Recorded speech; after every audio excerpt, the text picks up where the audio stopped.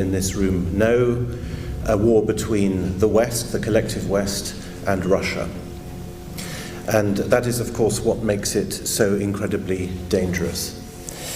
As you also know, this war is being fought by the West against Russia in three ways. Militarily, Stefan has mentioned the arming of Ukraine that we all know about, economically, and diplomatically. I want to talk about each of these three ways in which the war is being waged in turn. Last week, or this week, we heard a lot about Ukrainian military successes. Ukraine has had a couple of successes near Kherson, near the town of Kherson, and in the region of the city of Kharkov. And these successes have been talked up in our media as if President Zelensky were Field Marshal Rommel in 1940. He's going to be on the Volga by next week, just as we were saying earlier about Russia ploughing her way through to Warsaw and Berlin in a matter of months. I'd like to draw your attention to the fact that the Ukrainians boasted last week, or this week, what are we today, Saturday, this week, that they had conquered 500 square kilometers in 1 week. And that was why they had retaken the initiative. 500 kilometers, 500 square kilometers in 1 week. Russia holds 120,000 square kilometers of Ukrainian territory. If Ukraine carries on at this phenomenal rate of 500 square kilometers a week, it will take 240 weeks, you could do the sums yourselves, to reconquer the 120,000 square kilometers which Russia holds. 240 weeks is about 4.5 years. And this, of course, this amazing advance, these 500 square kilometers, does not take account of the well-known fact, but like so many well-known facts, the West doesn't recognize it, and so the West imagines that it can make it go away.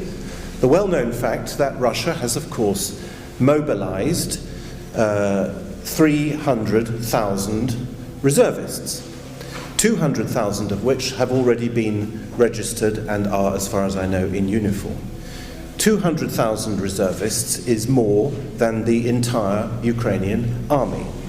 And of course, these 200,000 or 300,000 Russian soldiers will come in addition to the ones that are already there, the 125,000, I believe, 150,000 that are already there, facing an army which has fewer than 200,000 soldiers in uniform and which has probably lost.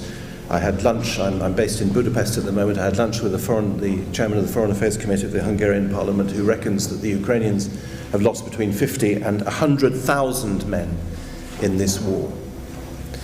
So, as you all know, ever since the fighting started, ever since the 24th of February in our wonderful media, the Russian invasion has been failing.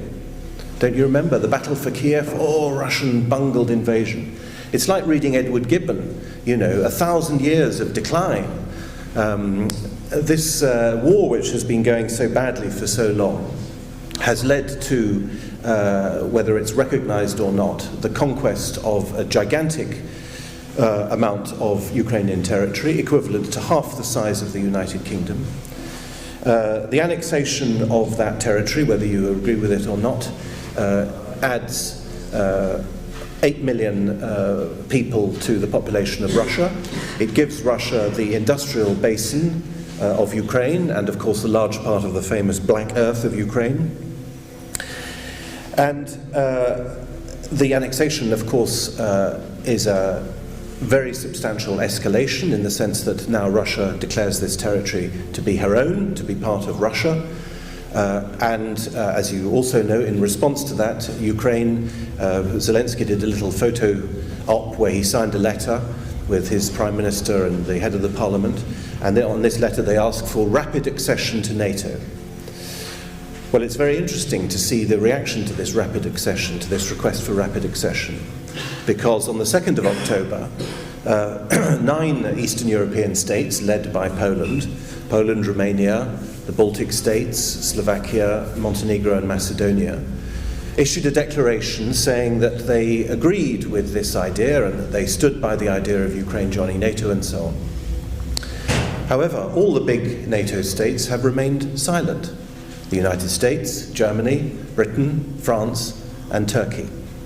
And among the smaller states, Bulgaria, the Bulgarian president issued a statement saying that he had refused to sign this joint declaration because he said, no, we can't talk about Ukrainian membership of NATO until such time as peace has been established. A statement which is in complete contradiction to the policy of NATO and the European Union, which is that there must be war in order for the Ukrainian territory to be liberated.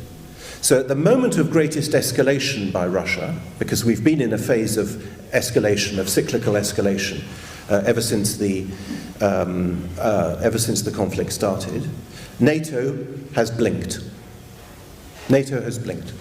And all this stuff about not recognizing, we're not going to recognize the accession, the annexation of the 4 Ukrainian regions, is nothing but dust being thrown into our eyes to obscure the fact that that Russia now controls this vast swathe of territory, controls nearly the whole of the Black Sea coast, and as I say, vast amount of territory.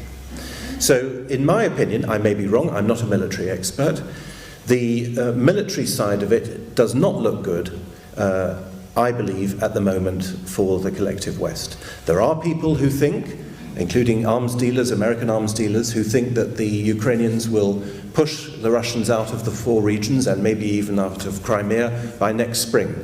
Perhaps we'll meet again next year to see who was right. But right now, I wouldn't bet on it.